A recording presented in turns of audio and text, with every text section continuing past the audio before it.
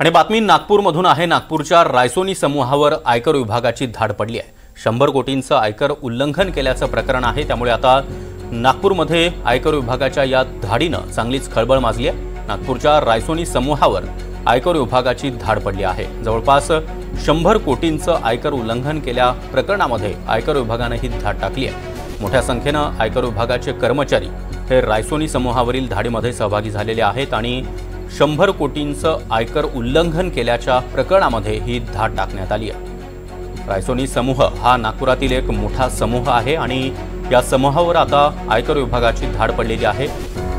संजय तिवारी आपल्यासोबत जोडले गेलेले आहेत। संजय, काय अधिक माहिती? रायसोनी समूहावर आयकर विभागाने धाड टाकली आहे।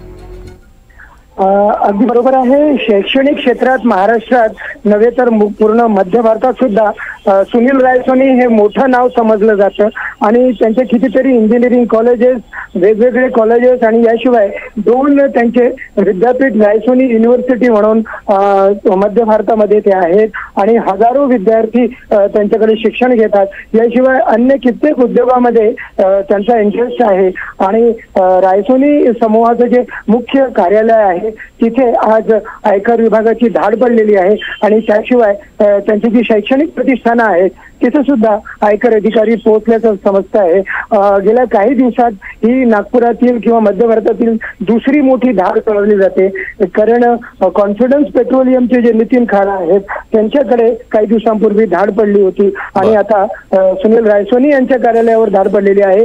100 कोटींपेक्षा जास्त आयकर उल्लंघनाचे प्रकरण समोर येत असल्याचं आयकर सूत्रांकडून आम्हाला कळलेलं आहे। अर्थातच त्याची अधिकारिक पुष्टी अजून झालेली नाही, पण एक मोठी घटना निश्चितच आहे। नक्की संजय, त्यामुळे या धाडीकडे आपलं लक्ष असेलच। धन्यवाद तुम्ही दिलेल्या या सविस्तर माहितीसाठी।